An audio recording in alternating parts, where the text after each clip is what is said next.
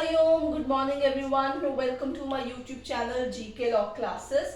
आज हम शुरू करने जा रहे हैं एक नया टॉपिक। पीआईएल के बाद आज हम एक नया सब्जेक्ट पढ़ने जा रहे हैं जो कि आपकी बैंकिंग लॉ से भी रिलेटेड है।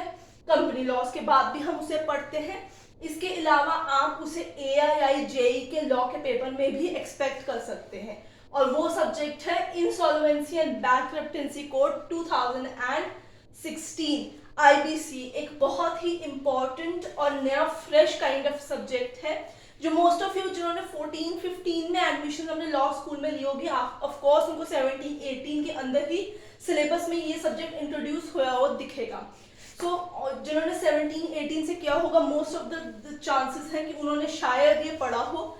जिन्होंने नहीं पढ़ा हो उनके लिए नया और थोड़ा डिफिकल्ट भी साउंड कर सकता है क्योंकि ये कोड काफी बड़ा था। 11 स्केड्यूलर 4 पार्ट्स में डिवाइड करके रखा हुआ था। So this is the very new subject जिसको आज हम स्टार्ट करने लगे हैं। एक चीज वीडियो स्टार्ट करने से पहले मैं आपको बता दूं कि ये वाला जो पार्ट है, ये वाला सब्जेक्ट जो है, इसे सेक्शन समरी वाइज स्टडी किया जाएगा। I repeat, section summary style में ही इसे रिपीट किया जाएगा। यहाँ पे बहुत ओवर डिटेल में नहीं जाएंगे, उतनी डिटेल में से कवर करेंगे जितना एग्जाम्स में आने के चांसेस होंगे। सो इस चीज को आपको ध्यान में रखना होगा। अगर आपको पिछली वीडियोस पसंद आई है तो लाइक शेयर सब्सक्राइब करना चैनल को भूलिएगा मत। आज मैंने इसके रिगार्डिंग इसी टॉपिक के ऊपर एक शॉर्ट भी यूट्यूब चैनल पे, अपने यूट्यूब चैनल पे शेयर किया हुआ है। आप उधर भी जाके अपने कमेंट्स लिख सकते हैं। अगर आपको कोई डाउट है उसे भी देखिए और उसे भी पॉज करके इन सबको नोट डाउन कर लीजिएगा। तो आइए शुरू करते हैं। Introduction to insolvency and bankruptcy code 2016। तो ये जो बैंक्रप्टेंसी कोड है इसे शॉर्ट में आईबीसी के नाम से जाना जाता है। जैसे कि आप देख सकते हैं, मैंने ब्लू के अंदर यहाँ पे स्पेसिफिकली लिखा हुआ है कि ये 2016 का कोड 2020 में अमेंड किया गया था। इसमें 2021 के अंदर ऑर्डिनेंस भी इंट्रोड्यूस की गई थी।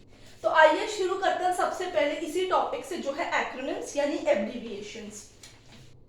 ये बहुत ही इंपॉर्टेंट पार्ट है आईबीसी का, क्योंकि अगर आपको एब्रीविएशन समझ में नहीं आई, आपको याद नहीं रहा ए का मतलब क्या है, सीडी का मतलब क्या है, एफसी ओसी का मतलब क्या है, तो आप आईबीसी कोड को प्रॉपर्ली डिकोड नहीं कर पाएंगे। तो यहाँ पे आप देख सकते हैं 7 लिखा हुआ है। 7 की मैंने एक्सप्लेनेशन नहीं लिखी हुई, मैं आपको बताऊंगी। इसके अलावा भी 3-4 एक्रोनिम्स और है, वो इनको पढ़ने के बाद हम फॉलो अप करेंगे। आइए देखते सबसे पहले कौन सी है। AA यानी एडजुडिकेटिंग अथॉरिटी, यानी जिनके पास ये प्रोसेस जो है रेजोल्यूशन प्रोसेस इनिशिएट कराया जाएगा, जो रेजोल्यूशन प्रोसेस को इंप्लीमेंट करेंगे किसी भी कंपनी या फाइनेंशियल कॉर्पोरेट पे। नेक्स्ट आते हैं CD, that is corporate debtor, जो अपना डेट नहीं चुका पाएगा तो उन्हें हम CD के नाम से जानते हैं। CIRP, I repeat CIRP, corporate insolvency resolution process. ठीक है, ये वर्ड आपको बहुत देखने को मिलेगा, खासकर पार्ट नंबर 2 के अंदर। वहां पे जो हम कवर करेंगे पार्ट 2 ऑफ दिस कोड, उसमें ये वर्ड CIRP बहुत आने वाला है, तो इसको तो याद करना ही पड़ेगा और कोई ऑप्शन नहीं है। PPIRP, P माने प्री पैक्ट, IRP माने इंसॉल्वेंसी रेजोल्यूशन प्रोसेस। यहाँ पे मैंने IRP शॉर्ट में लिखा हुआ है। Pre packed insolvency resolution process means PPIRP। Next आते हैं 5th और 6th नंबर पे। अब 5th और 6th नंबर की जब मैं बात करती हूँ तो मैं आपको बता दूं कि जैसे आपको पता है एक डेटर होता है, वैसे ही एक पार्टी होती है क्रेडिटर, जिससे आपने लोन लिया होता है, उधार लिया होता है, क्रेडिटर। क्रेडिटर बेसिकली यहाँ पे आईबीसी के अंदर 2 पार्ट के अंदर डिवाइड कर दिए गए हैं। ठीक है, एक पार्ट होगा फाइनेंशियल क्रेडिटर यानी एफसी, एक उन्होंने पार्ट डिवाइड कर दिया ऑपरेशनल क्रेडिटर यानी ओसी। तो दोनों ही क्रेडिटर्स के टाइप हैं, बट इनको बाइफर्केट कर दिया गया हुआ है। 7th नंबर है, यहाँ पे इसका नाम नहीं लिखा हुआ, बढ़िया आप बहुत सुनते होंगे, एसएल ग्रुप केस के अंदर भी इसका नाम आया था। ये है NCLAT, जिसे एनक्लैट भी कहते हैं, national company law appellate tribunal. एक ट्रिब्यूनल जिसके पास केसेस जाते हैं फाइंडिंग कम बैंक्रप्टेंसी इंसॉल्वेंसी के कोड के regarding. Section number 104 of 408 not 104, section number 408 of companies act 2013 के अंदर इसकी एस्टैब्लिशमेंट की गई है। 408 ये सेक्शन नंबर एनक्लैट का है जिसके अंदर इसकी एस्टैब्लिशमेंट की गई है। अब इसके अलावा कुछ और हमारे पास दो और ऐसे बेसिकली आप कह सकते हैं एब्रीविएशंस हैं जिनके बारे में जानना बहुत जरूरी है। तो आइए देखते हैं वो कौन से हैं। आई होप आपको ये पता चल गए हों। इनको वीडियो को पॉज करके इन सबको नोट डाउन कर दीजिएगा।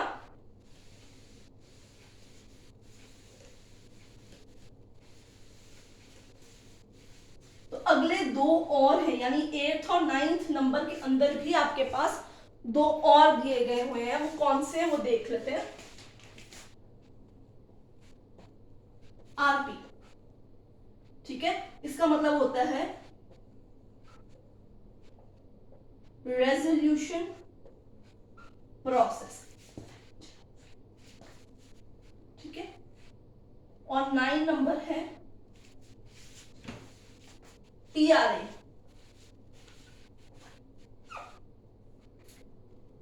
पीआरए यानी प्रोस्पेक्टिव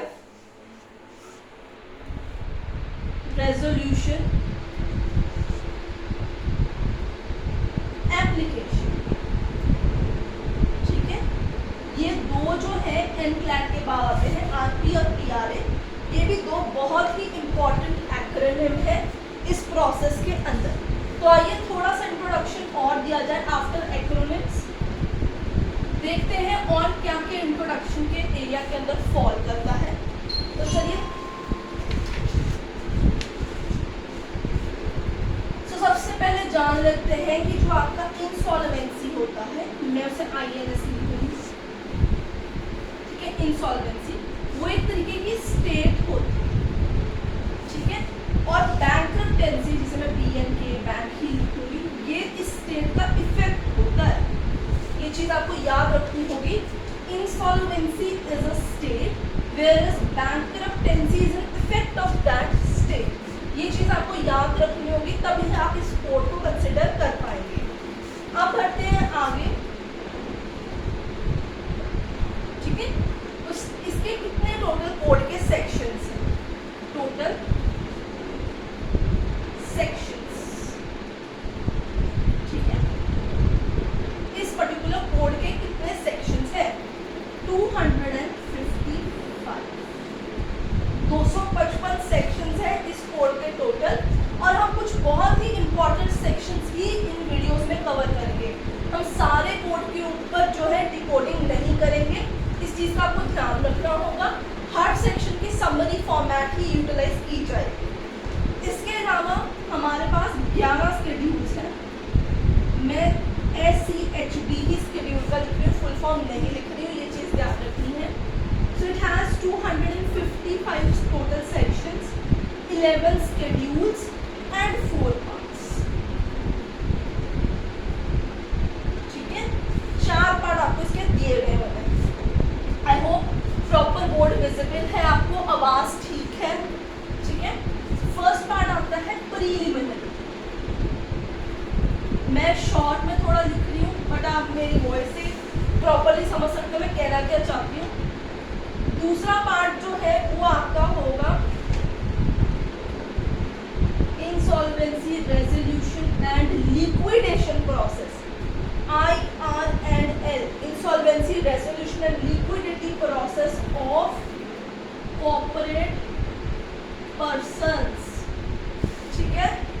थर्ड पार्ट में हम इंडिविजुअल पार्टनरशिप फर्म्स की IIL की बात करते हैं। और फोर्थ में हम इंसॉल्वेंसी प्रोफेशनल एजेंसीज की बात करते हैं, ठीक है जी। तो इन वीडियोस में हम सिर्फ 2 पार्ट पे ही फोकस करने वाले हैं। पहला पार्ट होगा प्रीलिमिनरी जिसमें सेक्शन 1 और 2 होगा। दूसरा पार्ट होगा insolvency resolution liquidity process of corporate persons, जिसमें आप 4 से 77 और 76 तक एक्सपेक्ट कर सकते हैं, ठीक है जी। अब बात करते हैं सेक्शन नंबर 1 की कि ये एक्ट बेसिकली कब लागू किया गया था।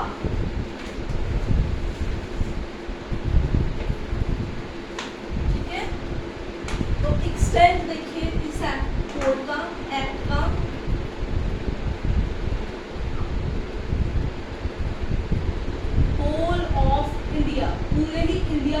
पूरे ही भारत पे, आई रिपीट पूरे ही भारत पे ये एक्सटेंड होता है। इसके अलावा कमेंसमेंट की डेट देखिए,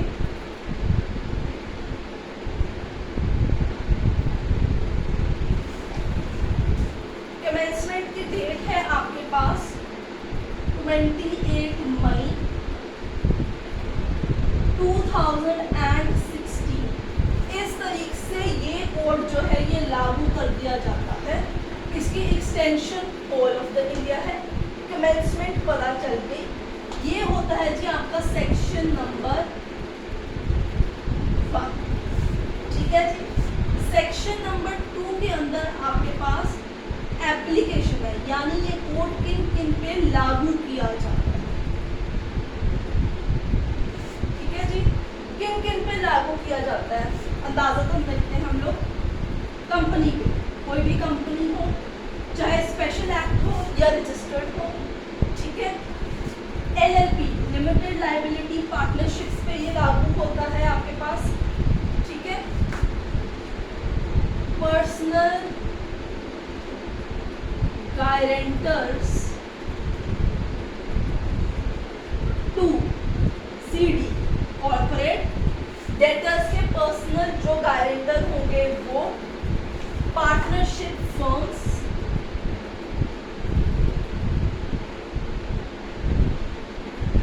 ठीक है। इंडिविजुअल्स भी आ सकते हैं। Other than these personal guarantors को छोड़ के जितने भी इंडिविजुअल हैं